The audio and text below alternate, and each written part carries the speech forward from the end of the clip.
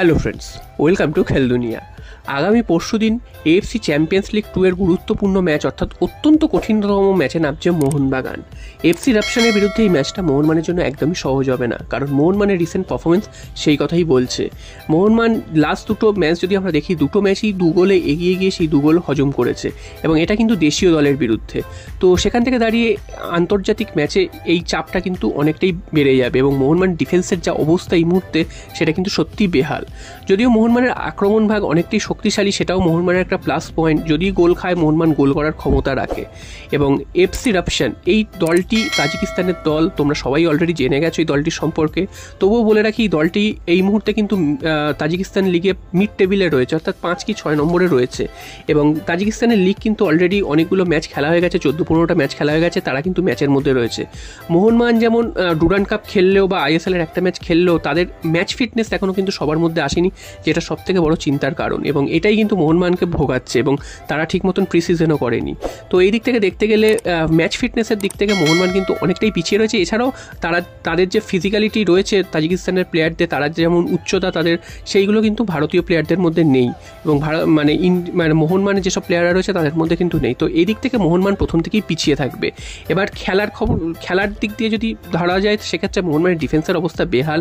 এখন Tom Aldred এবং Alberto Rodriguez এই দুজনেরই একটু একটু করে চোট রয়েছে, এবং তারা কতটা খেলতে পারবেন সেটা কিন্তু অনেকটাই নির্ভর করছে মোহনবাগান ডিফেন্সের কী হাল তার ওপর। কারণ তারা দুজনেই যদি না খেলে, সেক্ষেত্রে কিন্তু মোহনবাগান ডিফেন্স একদম গড়ের মাঠের মতন একদম হয়ে যাবে, যখন তখন গোল খাওয়ার একটা ভয় থাকবে। তো এই দুজনের মধ্যে একজনকে কিন্তু খেলতেই হবে যেভাবেই হোক। এছাড়াও কিন্তু মোহনবাগানের আক্রমণ ভাগে যে জেমি ম্যাকলারেনের কথা সবাই বলছে, সেই জেমি ম্যাকলারেনের অবস্থাও কিন্তু খুব একটা ভালো নয়।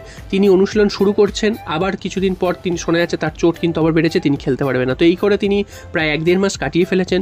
এবং আজকের যা লেটেস্ট আপডেট, সেখানেও কিন্তু জানা যাচ্ছে যে জেমি ম্যাকলারেন মোহনবাগানের সাথে অনুশীলন করছিলেন, এবং করতে করতে তিনি আবার চোট অনুভব করেন, তার জন্য কিন্তু তিনি অনুশীলনের মাঝপথেই বেরিয়ে যান। অর্থাৎ যা পরিস্থিতি, তাতে আগামী রাপশন ম্যাচে তিনি কিন্তু থাকছেন না, এরকম কিন্তু মনে করা হচ্ছে।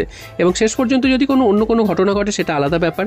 আশা করা গেছিল যে রাপশন ম্যাচে অন্তত তাকে লাস্ট 10-15 মিনিট অন্তত দেখা যাবে, তো সেটাও হচ্ছে না, সেরকমটা কিন্তু তোমরা ধরে রাখতে পারো। এবার চলে আসি মোহনবাগানের ডিফেন্সে কী হবে। তো ডিফেন্সটাই সবথেকে মোহনবাগানের চিন্তার জায়গা, কারণ মোহনবাগান কিন্তু তোমাদের যেমনটা বললাম যে লাস্ট দুটো ম্যাচই আমরা দেখেছি যে মোহনবাগান 2 গোলে এগিয়ে থেকে 2 গোল হজম করেছে। তো রাপশনের বিরুদ্ধে তো সেরকম এত সুযোগ পাওয়া যাবে না যে বারবার গোল করে যাবে তারপর গোল শোধ হবে। তো রাপশনের বিরুদ্ধে একটা বা দুটো ভুলেই কিন্তু ম্যাচ শেষ হয়ে যেতে পারে। তো সেটা কিন্তু মোহনবাগানকে নজরে রাখতে হবে, এবং মোহনবাগান যদি কাউন্টার অ্যাটাক পায়, সেখান থেকে কিন্তু মোহনবাগানকে গোল করতে হবে। তবে এটাও জানিয়ে রাখা ভালো যে রাপশন কিন্তু এই গ্রুপে মোহনবাগানের জন্য অনেকটাই সহজ প্রতিপক্ষ হবে। বাকি যে দুটো দল রয়েছে সেই দুটো দল কিন্তু আরও কঠিন প্রতিপক্ষ। তাই রাপশনকে টার্গেট করতে হবে, রাপশন ম্যাচ থেকে যাতে কোনোভাবে পয়েন্ট তুলে নেওয়া, কারণ মোহনবাগানের জন্য এই ম্যাচটাই সবথেকে সহজ হবে এফসি চ্যাম্পিয়ন্স লিগে। তো তাজিকিস্তান লিগে এই দলটি যেমন 5 কি 6 নম্বরে রয়েছে, এবং তাদের 14-15টা ম্যাচ খেলা হয়ে গেছে অলরেডি। তো সেই দিক থেকে দেখতে গেলে রাপশনও কিন্তু তাদের যে রিসেন্ট ফর্ম সেটা কিন্তু একদমই ভালো নয়। তারাও কিন্তু অনেকটাই স্ট্রাগল করছে, কারণ লাস্ট 5-6টা ম্যাচের মধ্যে তারা কিন্তু 8-9টা গোল হজম করেছে, উল্টো দিকে তারা 8-9টা গোল করেওছে।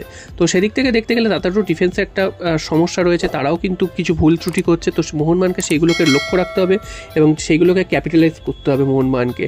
এবং মোহনবাগান যে একটা কি 2-3টে সুযোগ পাবে, সেই সুযোগগুলো যেন কাজে লাগায়, এটাই কিন্তু দেখতে হবে। এবং মলিনা, যার ভুল চালের জন্য মোহনবাগানকে ডুবতে হচ্ছে, সেই মলিনাকেও কিন্তু সতর্ক থাকতে হবে, যাতে উল্টোপাল্টা সাবস্টিটিউশন করে মোহনবাগানকে বিপদ না বাড়ায়।